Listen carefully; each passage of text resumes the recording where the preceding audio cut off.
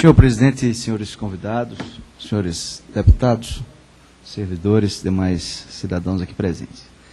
Eu quero, em primeiro lugar, parabenizar o nosso colega, o deputado Augusto Coutinho, pela iniciativa, porque, indiscutivelmente, a questão do trânsito é uma das mais importantes e que deve ser debatida com toda a seriedade pelo Parlamento brasileiro em função do grande número de mortes que nós temos em razão das consequências da deseducação, como bem disse aqui o doutor Dilson. O que nós observamos, eu não vou falar especificamente sobre o Distrito Federal, porque eu não sou do Distrito Federal, mas reconheço que aqui, até pelas condições financeiras do próprio ente federado, que tem todas as suas ações financiadas por um fundo robusto de recursos federais, e aí possibilita uma melhor condição para agir dos agentes públicos e políticos do Distrito Federal, mas eu quero falar do Brasil como um todo, da grande quantidade de mortes que nós temos em lugares como o sertão do Nordeste, por aqueles que usam motocicletas, e que não tem sinalização, e que não tem pavimentação asfáltica nas rodovias, porque são estradas vicinais. E como resolver esse problema? Bom, o doutor Dilson falou aqui, a chave de tudo é educação. Nós não temos educação no trânsito.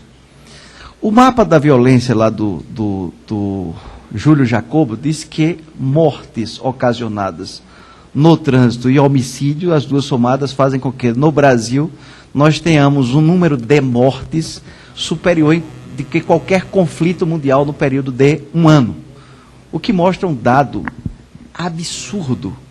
E o número de jovens que nós perdemos, não apenas como vítimas de homicídios, mas principalmente em razão de acidentes automobilísticos. As mortes demonstram uma catástrofe, mas as amputações, as deformações físicas, como consequência, as sequelas, elas identificam dados alarmantes no Brasil. Outras pesquisas identificam casos que fazem com que o nosso Brasil morra de vergonha. Países que têm frota 2 vezes superior à nossa, ou 3 vezes superior à nossa, têm um índice de mortes 3 vezes inferior à nossa. O que demonstra que nós temos problemas gravíssimos de infraestrutura, de educação, de sinalização, em todos os aspectos. Mas a chave de tudo ainda volta a ser o que disse o doutor Dilson. Educação. E eu acho que é o que realmente falta, é educação. A inserção dos aparelhos e da tecnologia no trânsito, evidentemente que traz bons resultados, mas esse debate sobre se a indústria demulta ou não, ele precisa ser feito também de forma muito clara. E aí eu vou provocar, que é para dar um calorzinho, uma pimentinha no debate.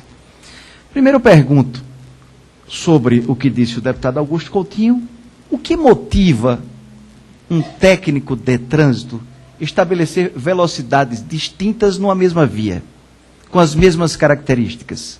O que motiva essa alternância de placas com velocidades distintas, 80, 60, 20, 30, o que motiva? Segundo, qual a diferença de um pardal, né? Eu vou falar nessa linguagem porque eu não sou especialista, qual a diferença de um pardal sem a menor condição de ser enxergado pelo motorista para uma barreira ou uma lombada eletrônica que dá visibilidade, no meu modo de ver, mais justo, mais coerente, e parece até que retira essa sensação de que há uma injustiça e de que o Estado brasileiro quer apenas abocanhar o dinheiro do motorista. Porque quando você vê o redutor de velocidade lá, você sabe que o Estado está ali presente, se reduz a velocidade. Se é deseducado, porque se é educado, ele vai manter sempre a velocidade média. Como já existe lá em São Paulo, não é? Essa possibilidade de identificar a velocidade média através de diversos aparelhos eletrônicos. O que é o correto, porque você mantém.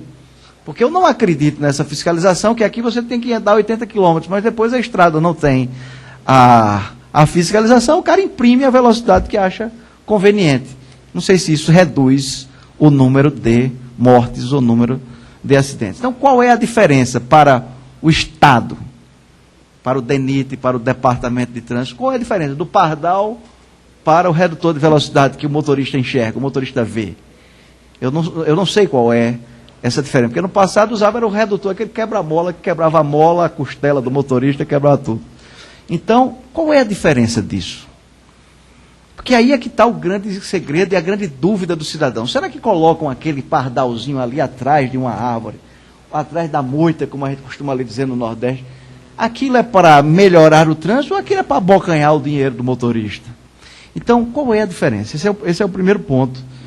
E o que dizer das rodovias que o DENIT sinaliza e que coloca lá agora esses aparelhos, os chamados pardais, mas as placas sinalizadoras são, em alguns estados, no meu é assim, são tão ruins que não tem luminosidade, você não enxerga a placa.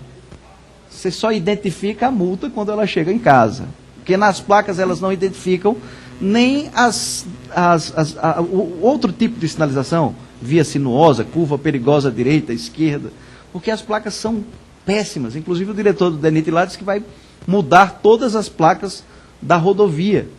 Foi até duplicada a BR-101, mas não presta uma placa, você não consegue identificar. Como é que o motorista faz se ele não tem a identificação? Se a sinalização não existe? Não tem a sinalização? Não tem. Ela tem na luz, sob a luz do sol. À noite você não identifica. E ninguém consegue resolver o problema da multa nessa situação. E a outra questão é o seguinte, só para complementar, o deputado Augusto Coutinho já fez a pergunta. Eu indago principalmente ao DENIT, que é uma questão nacional. Dos valores arrecadados com as multas, qual percentual foi investido em campanhas educativas?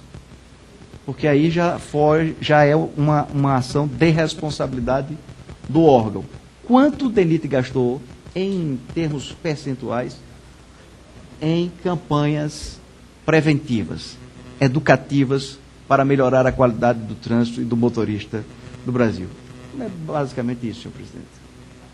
Eu agradeço a participação do deputado Mendonça Prado.